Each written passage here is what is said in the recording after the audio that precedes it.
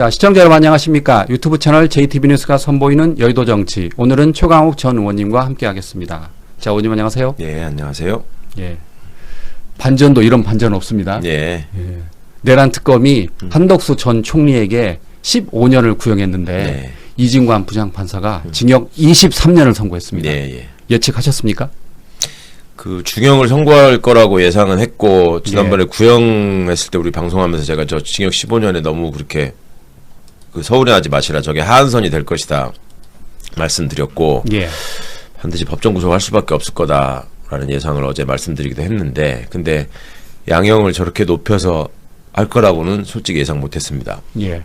당연히 뭐 과한 형량은 아니지만 그간의 법원의 어떤 경향이라는 게 있기 때문에 마치 구형량을 굉장히 의식하는 듯한 모습을 보였었는데 명확한 논리로 설명하면서 그 23년을 선고해서 처음으로 헌법 정신에 충실한 판결을 했다. 이렇게 간단히 말씀드리면 그렇게 논평하고 싶습니다. 예.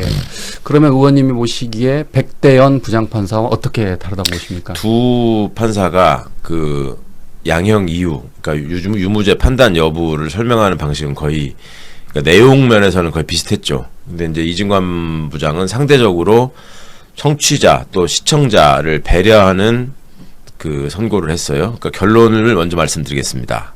이렇게 얘기를 하고 풀어나가는 설명을 하잖아요. 두 갈씩이 저도 그렇죠. 이해하기 쉽더라고요. 예. 그러니까 이랬다가 저랬다가 하면 이제 듣는 사람들이 조마조마하고 괜한 뭐랄까 신경이 쓰이고 스트레스를 받는 면도 있기 때문에 그런 점까지 고려했다는 게 일단 칭찬해 줄 만한 점이고 그 무엇보다 더 중요한 것은 국민들이 백대연 부장의 선고에 대해서 왜 비판하는지를 지금 법원 구성원들이 이번 이진관 부장의 판결 결과와 비교해서 좀 인식했으면 좋겠습니다. 그러니까 윤석열을 싫어하는 사람들이 또는 한덕수를 미워하는 사람들이 중형이 되니까 환호하는 거다 이런 식으로 그 수준 낮게 받아들이지 말고 주권자인 국민이 헌법 질서를 앞장서서 수호하려고 했는데 그거를 적극적으로 깨부시는데 동참한 사람에 대해서 헌법적 기준에서 볼 때 이건 도저히 용납할 수 없다라는 내용을 이진관 부장이 상세히 설명했거든요. 역사적으로도 그렇고 과거에 그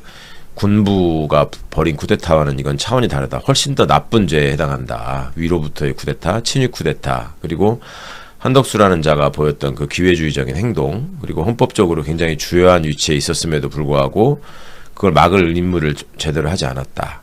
그러니까 많은 분들이 그냥 스쳐 지나서 들으셨겠지만 1970년부터 이 사람이 공무원을 시작해가지고 온갖 고위직을 다 겪은 사람인데 그 사람이 생각하는 헌법적 의무나 헌법적 가치의 수호에 대한 생각이 국민을 배반한 거였다라는 점에서 중형이 마땅하다. 이런 내용으로 논지를 구성해서 저로서는 굉장히 반가웠고 진즉 법원의 판사들이 이런 헌법 수호 의지 그다음에 그 책무 국민들이 헌법에 의해서 주권자인 국민들이 왜 사법부의 헌법과 법률에 따라서 또 양심에 따라 독립해서 재판하라고 했는지를 다시 한번 새겨줬으면 좋겠다 생각했습니다. 예. 그 이진관 부장판사가 마지막에 선고 과정에서 저뿐 아니라 많은 분들이 깜짝 놀라셨을 텐데 방금 말씀하신 것처럼 이진관 부장판사가 그런 이야기를 했어요. 피고인은 1970년부터 50년 동안 공무원을 했고 그리고 또 다수의 훈장과 포상을 받았다. 그때 저 정말 등에서 소름 돋았어요. 이거 분명히 또 백대연 부장판사처럼 이거 분명히 초범 감경이다라고 생각을 했거든요. 또 실제로 그 이야기도 했어요. 피고인은 76세의 고령 그리고 우울증 진단을 받았고 또 배우자의 돌봄이 필요하다. 그러다 갑자기 반전이 일어납니다. 그러나 엄한 처벌이 타당하다라고 하면서 이제 징역 23년을 선고한 거예요. 그러니까 더 반전이었던 거죠. 고령임에도 벌금형을 포함하여 아무런 형사처벌을 받은 전력이 없습니다. 피고인은 최근에 이르러 경도 인지장애와 우울증을 진단받아 그에 따른 치료가 필요하고 피고인의 배우자는 독립적인 고등이 어려워 피고인의 돌봄과 간호가 필요하다는 내용의 관련 자료가 재판부에 제출된 바는 있습니다. 그러나 이러한 사정이 있더라도 다음과 같은 점을 고려하면 피고인에게 엄한 처벌을 하는 것이 타당하다고 보입니다. 그것도 이제 통상의 판결 쓰는 순서와는 반대로 얘기를 한 거거든요. 원래는 백대현 부장 같은 경우에 그렇게 했죠. 이러해서 되게 나쁜데 피고인의 뭐 연령, 성행, 뭐 초범이고 뭐 이런 걸 감안할 때 뭐 이렇게 해서 선고한다 하면서 이제 깎는 사유를 나중에 얘기하는데 예. 여기는 이제 깎아달라고 얘기한 사유를 먼저 얘기하고 나서 그러나 이러한 점을 볼 때 이 사람은 중형을 면치 못해야 된다 이렇게 이제 얘기를 했단 말이죠. 예. 이게 판사의 그냥 그 기계적인 어떤 그 직장인으로서의 관점이 아니라 국민들이 어떤 것을 원하고 무엇을 바라는가에 대해서 초점을 맞춰가지고 판결을 선고하는 과정에서도 그런 점을 존중했다라고 하는 점을 높이 평가해주고 싶습니다. 그러고 보니까 백대현 부장판사와 달리 앞뒤가 바뀌었네요. 네네. 그러니까 그렇군요. 내용을 놓고 이거를 뭐 유죄로 판단하고 내란 주요 임무 종사를 인정하고 형량을 어떻게 했다 이런 것들은 당연히 그렇게 했어야 될 일이에요. 당연히. 예. 근데 그거를 남들이 하도 그렇게 안 하고 그러니까 국민들이 당연하고 상식적인 일을 조마조마하면서 지켜봐야 되는 이 현실이 참 슬픈 거이긴 한데 예전에 헌재에서 윤석열이 파면할 때도 마찬가지잖아요. 당연히 했어야 될 일을 얼마나 우리가 마음 졸이면서 기다렸습니까? 뭐 그때도 뭐 만장일치가 나올 거냐 그렇죠, 말 거냐. 그렇죠. 예. 그러니까 하여튼 그런 당연한 거 상식적인 것을 마음 졸이는 일이 좀 이제는 앞으로 더 이상 없었다는 거 외에 기존의 법원이 도외시하고 있었던 헌법적 측면을 이진관 부장이 뭔가 드러내서 강조해서 얘기했고 그다음에 헌법을 곡해하고 헌법을 파괴하려고 하는 자들이 쓰는 논리 있잖아요. 뭐 말도 안 되는 저항권 얘기. 그다음에 내 수틀리면 법원을 가서 때려부셔도 된다라고 했던 거. 뭐 선거 결과를 부정하는 태도 뭐 이런 것들을 조목조목 짚어가면서 얘기했잖아요. 한덕수 같은 자들의 소행으로 인해서 이런 사람들의 목소리가 커지고 사회를 혼란하게 한다. 이런 점까지 짚었다는 점에 대해서는 그런 점들은 통상의 판사들이 그렇게 짚어서 판결문에 명시하고 잘 얘기 안 하는 거라서 그런 부분들은 하여튼 높이 평가해주고 싶습니다. 예. 또 이진관 부장판사는 선고 과정에서 그 국민의 용기를 아주 지켜 세웠습니다. 그렇죠. 예. 이번 그 내란은 위로부터 내란이다. 그래서 그 위험성이 아주 크다라고 하면서 사상자가 없었던 거는 국민 용기 때문이었다라고 하면서 잠깐이나마 울먹이더라고요. 울먹이기도 했죠. 예, 울 것 같았어요, 진짜 그 표정이. 그러니까 내란을 저지한 거는 국민들의 용기, 그 다음에 일부 의원이라고 표현하더라고요. 예, 의원들이 자기의 책무를 다한 거, 일부 군인과 경찰이 소극적으로 행동한 거, 또 명령에 따르지 않은 거 이런 걸로 해서 지킨 거지.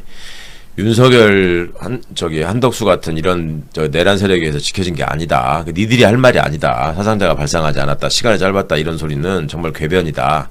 거기에다가 저는 괄호 안에 들어있는 얘기를 이진관 부장이 생각했는지는 모르겠으나 한동훈이가 내란을 막았다고 하잖아요. 예. 그것도 말이 안 되는 소리다라는 게 포함된 걸로 들렸습니다.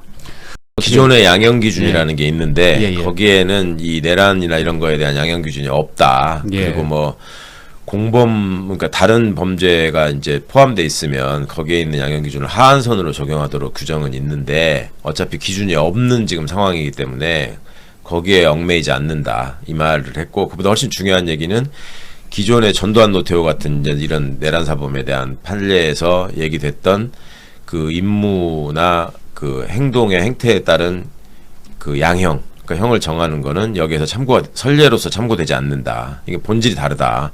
훨씬 더 나쁜 범죄다. 이 부분을 강조한 게 더 좋았습니다. 저는. 네.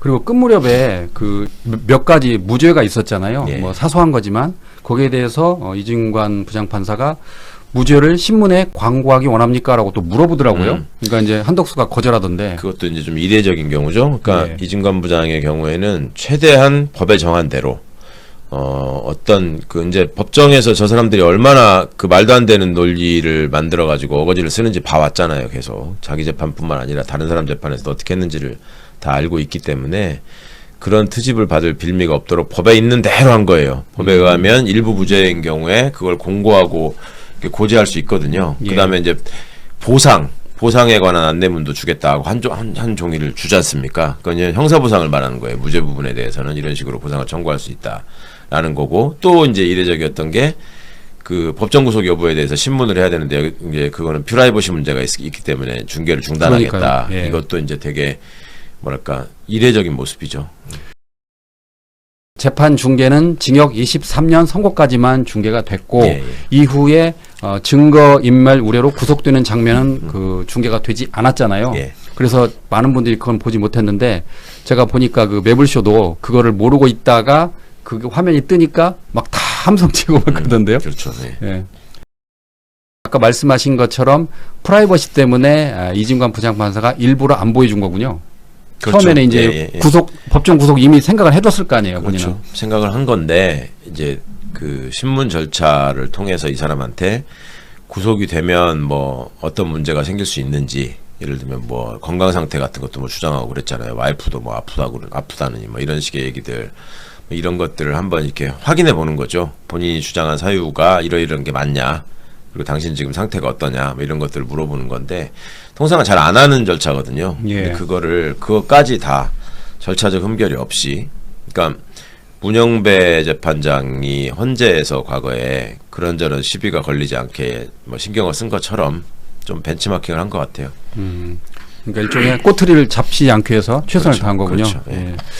이건 이제 우연의 일치라기 좀 그런데 지금 그 76세쯤 되잖아요. 예. 그런데 23년 선고. 그러면 감옥에서 거의 100세까지 딱 채우게 되는 거잖아요. 그러니까요. 일부러 한 건 아닐 텐데 왜 하필 23년일까요? 어떤 의미가 있나요? 그러니까 많은 분들이 그거 100살에다가 맞추는 거 아니냐 예. 이렇게 얘기를 저도 하시던데, 그걸 보고 약간 의문이 들던데. 네, 그거는 이제 판결 뭐 보면 그게 어떻게 해서 이렇게 20년으로 하고 뭐를 또 3년으로 하고 뭐를 이런 게 설명이 있을 거예요. 그걸 예. 봐야지 정확히 알 수 있을 텐데 아마도 그 100살이라는 상징성을 염두에 둔 것 같기도 합니다. 제 예. 느낌은. 예. 저도 그런 생각이 들었습니다. 그리고 이제 결국 더 중요한 거는 한덕수는 이걸로 끝나는 게 아니라 재판 또 남아 있거든요. 그 예. 헌법재판관 임명 안 하고 이런 거 최상목이하고 같이 구속돼 있는 게 있는데, 여하튼 이 중요한 위치에서 내란에 가담하고 친일 쿠데타를 통해서 독재 체제를 꿈꿨던 자들은 절대 살아서 감옥에서 나오면 안 된다.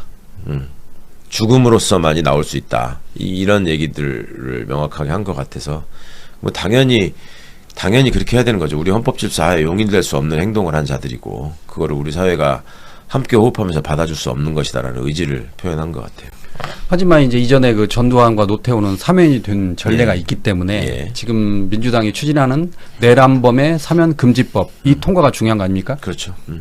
그러니까 이제 그거는 국민들이 이번 이제 여러 가지 판결을 보면서 보이는 반응이나 이런 것과 관련이 될 수밖에 없고, 사실은 대통령의 고유 권한인 사면권을 어디까지 법률로서 제한할 수 있느냐의 문제인데, 그러니까 사면권을 신중하게 행사해야 한다, 뭐 이런 것까지는 법적으로 얼마든지 가능하지만 아예 못하게 하는 거는 헌법 질서에 반하는 거 아니야, 이런 주장 때문에 지금 잠깐 멈칫한 거거든요. 예. 근데 그런 게 아니고 실제로 헌법을 파괴하려는 헌법의 적에 대해서는 그거는 확실하게 응징하는 것이, 그것이 헌법 수호의 의미이자 중심이라서 제가 보기에 위헌성은 없는 것 같고, 그런 점에 대해서 좀 과감한 입법이 필요하다고 생각합니다. 예. 그 이진관 판사는 이제 조목조목 그 사안을 좀 알려줬는데 예. 대부분 이제 유죄라고 하면서 이제 설명해 줬는데 그 가운데 재밌었던 게 국무회의장에 그 원격 회의 제안을 할 수 있었다. 세종의 장관 등이 있었다라면 그걸 원격 회의를 할 수 있었는데 그걸 안 하지 않았느냐. 예, 예. 그러니까 그것도 사실상 내란을 동조한 거다 그렇게 판단했어요. 그러니까 본인 얘기가 뭐였어요? 한덕수의 주장이 혼자서 맡기에 좀 중과부적이어서 그랬죠. 국무위원들을 예. 모아서 하지 말라고 이렇게 하려고 하고 싶었다. 근데 그 한덕수의 주장이 거짓말이고 궤변이라는 것을 반박하는 내용들을 이제 쭉 얘기를 한 거죠. 예. 왜 송미령 장관한테 10시까지 꼭 와야 된다고 했냐? 왜 여러 번 재촉했냐? 하면서 계엄 이유는 말을 하지 그렇죠. 않았죠. 이유는 네. 또 얘기도 안 하고, 그 다음에 더 많은 사람들이 참여해서 이거를 저지하게 할 수 있는 방법이 있었는데 왜 그렇게 하지 않았냐, 이런 거죠. 그 당신 말은 거짓말이다, 예. 결론을 내린 건데, 뭐 하여튼 꼼꼼하게 굉장히 잘 짚은 것 같아요. 그리고 조태열하고 최상목이 반대할 때도 별다른 의견을 취하지 않았지 않냐. 그렇죠. 그것도 지적했습니다. 그리고 뭐 김용현이 또 나중에 둘아서 어떻게 할 때도 붙잡지도 않았다, 또 예. 그 서류 가지러 왔을 때도. 그러니까 이제 그런 행동 하나하나를 디테일까지 딱딱 잡아가지고 이렇게 해놓고서 지금 당신이 이걸 저지하려고 했다는 게 말이 되냐, 이거를 남겨놓은 것이, 이제 상구심에서도 사실은 그런 부분이 있으면 이걸 뒤집기가 쉽지 않거든요. 예. 그러니까 그런 점까지 생각하고 다 얘기를 한 것 같습니다.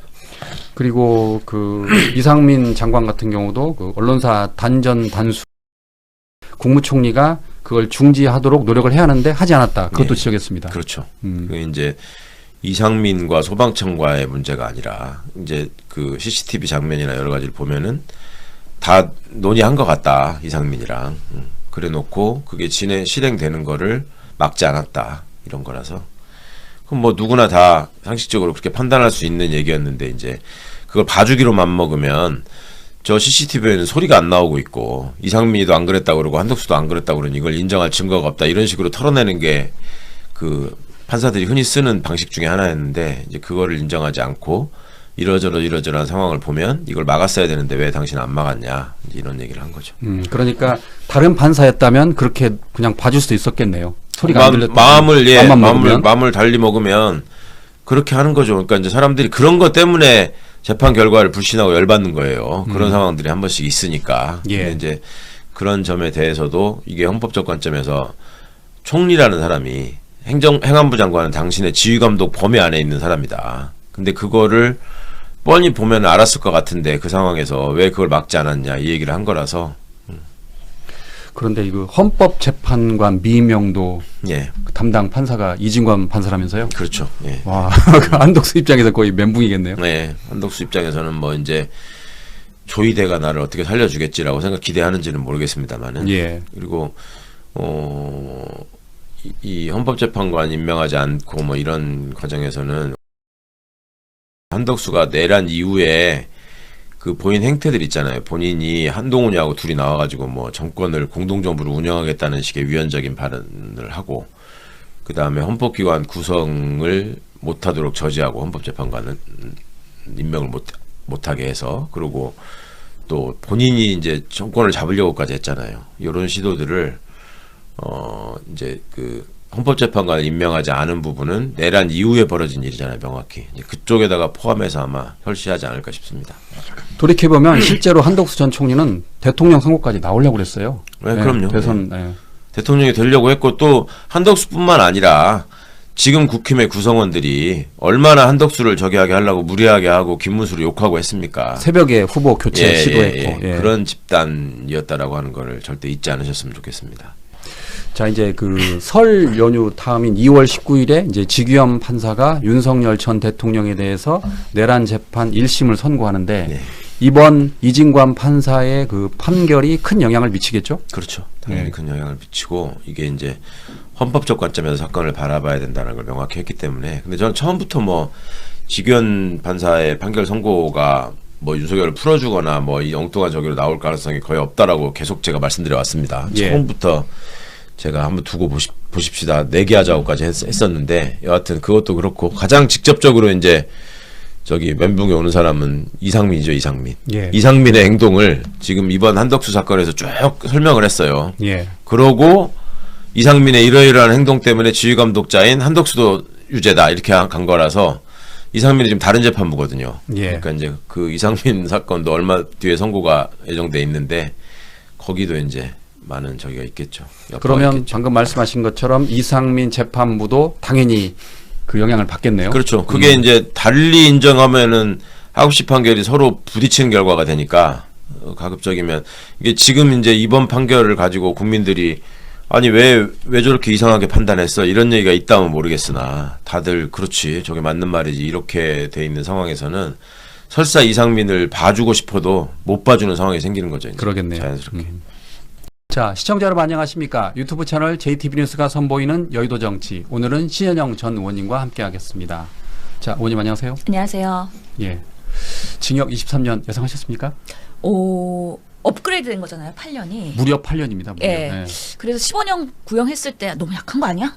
이랬었거든요. 예. 검찰이 구형할 때. 예, 예. 근데 23년에 대한 정당성을 딱 판결문에 적시한 걸 보고서는 아, 이진관 부장판사가 정말 훌륭한 분이시구나. 훌륭한 분이에요. 예. 중간에 약간 울컥하기도 했는데 원래는 항상 이렇게 판결문 읽을 때는 드라이하게 예. 중립적으로 모노톤으로 하는 게 원칙이라고는 하더라고요. 근데 사실 12.3 비상계엄을 겪은 우리 국민의 일원으로서는 정말 이 상황에서 한덕수가 이렇게 파렴치하게 나오는 것들 그리고 어떻게 보면은 나중에 CCTV가 공개되고 나서야 그 과오를 인정하고 뭔가 사과하는 척하는 것들 이런 것들이 얼마나 괘씸했을까 재판장 입장에서도 그런 면에서의 판결문을 정말 열심히 노력해서 고치고 그런 명문을 만들지 않았나라는 생각이 들고요. 또 한간에서는 그런 얘기가 있더라고요. 15년 검찰에 구형할 때는 약간의 플리 바게닝을 해서 예. 약간 형을 적게 받은 거다. 그럼에도 불구하고 사법부, 재판부는 그런 것들에 치우치지 않고 제대로 온당한 합당한 그런 판결을 한 것이다라는 상당히 긍정적인 그런 피드백들이 많았던 것 같습니다. 결국에는 한덕수 우리 국무총리가 지금 76년생이거든요. 예. 그러면은 이제 확정이 되면은 76세.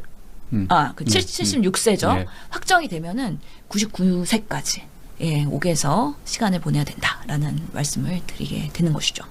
제가 재판을 보면서 느낀 건데 이진관 부장판사는 제가 보기엔 돌부처였어요. 그러니까 이제 이하상 변호사한테 감치 명령 낼 때도 거의 굉장히 이렇게 드라이하게 이렇게 예. 했잖아요. 그런데 이번에 그 선고를 내면서는 약간 울컥했잖아요. 그러면서 이게 계엄을 막은 건 국민이었다. 그쵸, 라고 하면서 그 부분이었죠. 울컥한 부분. 그게 국민들한테 나름 큰 울림이었던 것 같아요. 예, 그래서 사실은 판결문에서의 핵심 내용은 결국에는 위로부터 내려온 정말 비상계엄으로서의 친위 구태타이고 친위 구태타, 예. 위헌 위법한 내란이다. 그렇기 때문에 12.3 내란이라고 명명하겠다라고 명확하게 규정을 했기 때문에 이 부분에 있어서는 다음 재판, 수많은 재판들이 지금 관련자들이 계속 줄줄이 있는데 영향을 받을 수밖에 없을 거라고 생각을 하고요. 특히나 이 위로부터 내란이기 때문에 특히 이 선출된 권력자가 위헌 위법하게 이런 비상계엄을 한 것에 대해서 큰 엄중한 책임을 물어야 된다라는 면에서도 매우 공감을 할 수가 있는 부분이었죠. 그리고 실제로 그럼에도 불구하고 계몽령이다, 메시지 계엄이다, 유혈 사태 없었다. 그리고 서부 지역 그 침탈 사태 그리고 여러 부정선거를 주장하는 이런 사람들이 민주주의를 파괴하고 오히려 우리 국가적으로 정치적으로 사회적으로 경제적으로 혼란만 가져가는 이런 세태들에 대한 비판까지도 같이 넣었기 때문에 지금의 상황에서의 그런 윤석열 어게인 세력 그리고 그 주변에 많은 어떻게 보면은 여론을 선동하는 세력들에게는 준엄한 꾸짖음을 준 것이다라는 면에서 큰 의미가 있다고 생각을 합니다. 예. 제가 그래서 한번 살펴봤어요. 이제 지규현 부장판사의 내란 재판이 2월 19일로 있는데 방금 말씀하신 것처럼 이진관 판사가 내란이다라고 이렇게 못을 박아버렸잖아요. 그렇죠. 그래서 그 영향을 받게 될 텐데 문영배 헌법재판소 소장 그 재판관은 그 당시에 8명이 만장일치로 할 때 뭐라고 그랬냐면 국민의 신임을 중대하게 배반했다라고 말했습니다. 그리고 백대현 부장판사는 체포방해 윤석열 선고 때 공수처의 내란 범죄 그리고 직권남용 수사가 가능하다라고 했고요. 이번에 그 이진관 판사는 계엄은 내란이다라고 했습니다. 그러니까 일종의 지규현 부장판사에게 가이드라인을 준 셈이에요. 네, 어쩔 수 없죠. 그건 예. 너무 당연한 그 판결이라고 보이고요. 지겸 판사가 아무리 뭐 구속 취소를 하고 여러 가지 사회자로서의 그런 판사의 이상한 모습을 보인다 하더라도 결국에는 판사들은 판결로 이야기하는 것이기 때문에 2월 19일 날의 판결에서의 내란으로서의 윤석열의 1심 선고를 어떻게 할 것이냐. 결국에는 사형이 검찰에서 구형된 형이기 때문에 상징적으로 사형을 그대로 선언할 것인지 아니면 무기징역으로 일부 조정할 건지는 사실은 아직까지는 모르겠어요. 계속 고민할 것 같아요. 근데 검찰도 결국에는 조은석 특검에서 여러 그 검찰들 특보들이랑 회의하면서도 무기징역에 대한 의견이 더 많았다는 거잖아요. 근데 조은석 특검은 그럼에도 불구하고 지금 대한민국의 민주주의에 그리고 선진국으로서의 지금의 상황에서 이런 비상계엄을 선포하는 윤석열에 대해서는 큰 메시지와 형량이 필요하다라는 의미에서의 역사적인 그런 구형을 한 것이거든요. 그것을 어떻게 지겸 판사가 받아서 소화를 할 것인지 이런 것들이 지금의 지겸 판사의 상당한 논란에 대해서 결국에는 결론으로 우리가 지겸 판사를 평가하게 되는 부분들이 있을 거라고 생각을 합니다. 특히나 문영배 대법관 같은 경우에는 직무대행은 예전에 어디 그 다른 강의하는 과정에서 아니 한덕수 탄핵 기각됐을 때 내가 CCTV만 봤어도 탄핵 인용했을 가능성이 높다라고 얘기를 했잖아요. 그렇기 예. 때문에 우리가 그동안에 한덕수 전 총리가 탄핵에서 기각이 되고 그다음에 15년 구형을 받고 구속도 안 되고 이런 부분에 있어서 아니 이거 뭐야 내란 이러다가 내란 제대로 정제 안 되는 거 아니야? 아니야? 이런 불안들이 분명히 있었는데 다시 올바른 길로 가고 있는 지금의 사법부의 판결이지 않을까라는 생각이 들어서 이진관 부장판사는 정말 치우침 없이 본인이 판단하는 지금 2025년 당시의 비상계엄에 대한 선언을 하신 거다. 24년에 대한 비상계엄이죠. 그 부분에 있어서의 명확한 판단을 이제서야 한 것이다라고 생각을 합니다. 많은 국민들이 그 이진관 부장판사를 응원하는 이유는 한덕수 전 총리가 구속영장이 당시에 기각이 됐어요. 예. 그래서 그 당시에 한덕수의 영장이 기각되면서 국민들이 또 민주당이 내란 전담 재판부가 필요하다라고 주장을 했던 거잖아요. 그렇죠. 예. 그런데 결국 이진관 부장판사의 그 판결을 보면 12.3 계엄은 계엄이 아니고 사실상 내란이다. 그래서 앞으로 이후부터는 내가 내란이라 언급하겠다라고 말까지 했습니다. 그러니까요. 그 당시에 구속이 취소될 때 아니 이게 법적으로 다툴 여지가 있다라고 얘기를 하는 거예요. 그래서 아니 법적으로 다툴 여지가 있어? 아직도 애매모호한 게 있어? 예. 이랬는데 사실 그 이후에 CCTV가 공개가 됐잖아요. 그러면서 그날에 비상계엄이 선포되고 국무회의가 진행되는 과정에서 한덕수 전 총리의 역할에 대한 것들이 그대로 국민들한테 알려진 것이죠. 내란 방조가 아닌 내란 중요 임무 종사자로서 종사, 예. 그날의 정족수를 채우기 위해서 본인이 엄청나게 노력을 했어요. 송민영 장관한테 어디까지 왔냐 그러고 안건도 안 가르쳐주고 안건 안 가르쳐주면 안 올까봐. 안 올까봐. 그리고 4명 정족수 4명 남았어. 뭐 1명 남았어. 이런 식으로 하면서 부역을 하는. 그래서 윤석열 대통령 비상계엄 12.3 발표할 때 대통령님 절차적 정당성을 기하기 위해서 제가 국무회의를 소집하고 정족수를 채우겠습니다. 이런 역할을 한 거잖아요. 결국에는 비열하게 50년 동안의 공직 생활에서 상당히 많은 대한민국에서 높은 관직들은 다 해보셨는데 어떻게 이런 말도 안 되는 비상계엄을 할 때 대통령 편에서 혹시 이 비상계엄이 성공할지도 몰라. 그럼 나는 계속 윤석열 옆에서 같이 부역을 해야 돼. 그렇기 때문에 같이 이런 논리로서 역할을 했음에도 불구하고 끝나고 나서 실패하니까 나는 문제가 없었어. 나는 반대했어. 그리고 절차적인 하자가 분명히 있었어. 이런 식으로 하면서 마치 윤석열의 선을 긋는 아주 졸렬한 모습을 보였다. 그리고 실제로 정말 그 대선 후보 과정에서의 김문수 후보와의 뭔가 단일화 그리고 나를 통해서 흡수하길 바라는 여러 가지의 그런 호남에서의 행보 이런 것들을 보면은 내가 대통령이 되어야지 이 비상계엄에 대한 후과를 감옥을 안 갈 것 같다. 라는 상당한 그런 마음속에 그런 문제의식이 있었으니까 정치적인 행보도 한 거 아니냐. 근데 웃긴 거는요. 이번에 보면은 하여튼간에 형을 낮추기 위한 여러 가지 노력을 많이 했어요. 그래서 재판부에 나 우울증 있고요. 경도 인지장애 있고요. 우리 부인이 혼자 독립적인 생활하기 어려워서 돌봄을 제공해야 되고요. 막 이런 여러 가지의 이유 때문에 나는 구속이나 아니면 양형에서 감형이 필요하다는 것들을 막 깨같이 쓴 거예요. 그리고 우리 국민들은 생각을 했죠. 경도 인지장애가 있는 분이 대통령 후보로 나오려고 했구나. 국민의힘은 그런 분들을 공천하려고 했구나. 이런 부분에 있어서 정말 다시 한번 국민의힘의 모순을 보게 되는. 그래서 정말 대선 후보로 나왔으면 어쩔 뻔했을까요? 예. 정말 우스꽝스러운 정말 대한민국의 모습이 됐을 것 같은데 하여튼간에 모든 것들이 그래도 이상한 방향으로 가더라도 정반합의 논리로 다시 옳은 길로 가고 있는 거 아닌가라는 생각을 하게 됐습니다. 그 방금 말씀하신 고령과 우울증 때문에 제가 생각이 나는 건데 이진관 부장판사가 그걸 먼저 읽어내려갔잖아요. 예. 그 순간 제가 뭘 생각한지 혹시 아세요? 뭐요? 초범 감경.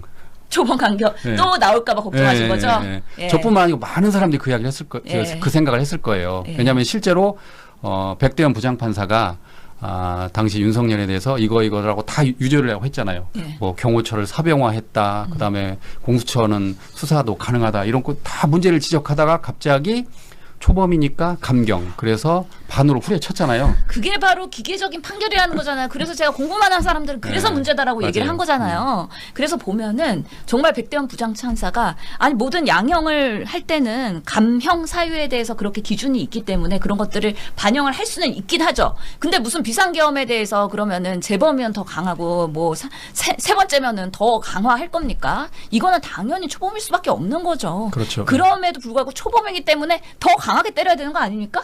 저는 그렇게 생각을 하는데 양형에 있어서의 감경 사유로 초범 얘기 안 하셨잖아요. 예. 예. 근데 공직 생활에서 뭔가 범죄 사실이나 이런 것들이 하나도 없다라는 얘기는 하셨어요. 그래서 한덕수 총리가 이전에 뭔가 범죄 사실이 없기 때문에 그럼에도 불구하고 이런 부분에 있어서는 12.12 사태에서 전두환 때랑은 완전히 다른 위에서부터 내려오는 내란이기 때문에 그리고 권력자가 본인의 권력을 인용해서 군사를 동원해서 선관위를 침탈하고 국회를 침탈했기 때문에 더더욱이 이거는 매우 심각하고 엄중한 처벌이 필요하다라고 명확하게 규정을 했잖아요. 그래서 우리가 지난 12.12 사태 때 노태우 무기징역 그러다가 또 감형되고 막 이런 방식으로 생각하면서 뭐 이번에도 조금 가볍게 나올래나 하는 생각을 잠시 했다면 그런 생각은 잘못된 생각이었구나를 깨달음을 주는 좋은 판결문이었다고 생각합니다. 이번에 그 이진관 부장판사는 그 박성재 전 법무부 장관 그리고 이상민 전 행안부 장관에 대해서 언급을 했습니다. 예. 두 사람이 사실상 내란에 가담했다라고 판단한 건데 이진관 재판장의 말에 따르면 박성재와 이상민이 국무회의 참석자 서명을 받아야 한다는 취지로 논의했다라고 언급을 했고 그리고 이상민 전 장관의 언론사 단전 단수 지시도 실제로 있었다라고 언급을 했어요. 그러면서 이진관 부장판사는 헌법에서 금지한 언론 검열에 해당한다라고 했습니다. 예. 그런데 이상민 전 행안부 장관은 자신은 단전 단수를 한 기억이 없다라고 했어요. 예. 그래서 이번에 그 이진관 부장판사의 그 판결에 대해서 누구보다 떨고 있을 두 사람 바로 그렇죠. 박성재와 이상민입니다. 명확하게 위증죄예요. 예. 기억이 없다는 거잖아요. 그러니까 예. 안 했다가 아니라 나 명확하게 안 했어가 아니라 기억이 없다. 그러니까 사실은 한덕수 전 총리도 완전히 저 멘붕이었습니다. 그래서 그날의 기억이 전혀 생각이 안 납니다 하면서 나는 고의적으로 이런 것들을 증거인멸하거나 은폐하려고 한 게 아니라 정말 기억이 안 나서 헌재에 가서도 국회에 가서도 나는 그런 적 없다. 문건도 내가 나중에 보니까 주머니에서 나오더라. 이런 얘기 했던 거잖아요. 근데 완전히 멘붕이었습니다. 이거 재판관들이 받아들이지 않는 거죠. 너네들이 증거인멸하고 그리고 위증한 거야. 그렇기 때문에 더 엄중하게 처벌받아야 돼. 이런 부분에 있어서의 그날 국무회의에서 부역한 게 맞아. 그렇기 때문에 주요 임무 종사자야. 이상민 너도 그렇기 때문에 그 문건에 대해서 열심히 보고 있는 거 CCTV에서 다 들여다봤고 단전 단수 지시한 거에 대한 여러 증언들이 있었잖아. 그렇기 때문에 당연히 처벌받아야 돼. 김용현 장관은 뭐 말할 것도 없고요. 그래서 이번에도 재판 판결문에서 포고령에 대한 부분들이 언급이 되잖아요. 그 포고령을 누가 썼는지에 대해서는 아직까지는 조금 미스터리긴 한데 김용현 장관이 초안을 잡고서는 대통령한테 보고했다는 거 아니겠습니까? 그렇기 때문에 더더욱이 중요 인물 조사자로서의 김용현, 이상민은 그러면 23년 플러스 얼마가 될 것이냐 이런 것들이 나중에 1심 판결에서의 우리 국민적 관심사가 되지 않을까 싶습니다. 국민들이 많이 걱정했던 것 가운데 하나가 주기현 부장판사 1심 선고가 늦어지는 거였잖아요. 예. 그래서 이러다가 윤석열이 풀어난 게 아니냐 그랬더니 주기현 부장판사가 어떻게든 2월에는 선고한다고 그랬는데 결과만 놓고 보면 주기현 부장판사의 선고가 늦어진 게 신의 한 수가 됐어요. 제가 보기에. 왜냐하면 이진관 부장판사가 이미 다 밑그림을 다 그려놔버린 거예요. 그래요. 그래서 사실은 그 설 연휴 다음 날 바로 하잖아요. 예. 설 연휴 직전 했으면 좋았을 텐데 하나 아쉬움은 있긴 한데 그럼에도 불구하고 가이드라인이 명확하게 이제 재판부마다 물론 독립된 판결을 하기 때문에 약간의 상이함은 있다 하더라도 사법부가 완전히 누구는 출렁이게 내란이라고 누구는 아니라고 할 수가 없는 거예요. 예. 그냥 내란인 거예요. 그럼 내란인데 내란에서 네가 어떤 역할을 했고 어떤 주도적인 위헌 위법을 했느냐에 따라서 형량이 달라지는 거죠. 그렇기 때문에 내란 우두머리는 그냥 사형 무기징역 거기서에 벗어날 수 없는 지금의 명확한 상황이 되었다. 그래서 직연 판사는 그래서 사형을 그대로 인용할 것이냐 아니면은 무기징역으로 변경할 것이냐 이런 고민만 나와 있는 거고 또 이게 판결문이 중요하잖아요. 본인이 왜 그렇게 판단했는가에 대한 논리와 과정 그런 것들이 재판에 있어서의 그동안의 여러 상황들을 다 정리하는 거기 때문에 직연 판사가 얼마나 재판 판결문을 국민의 시각에서 올바른 사법 정의를 구현하는 방식으로 정리할지 한번 실력을 기대해 보겠습니다. 예.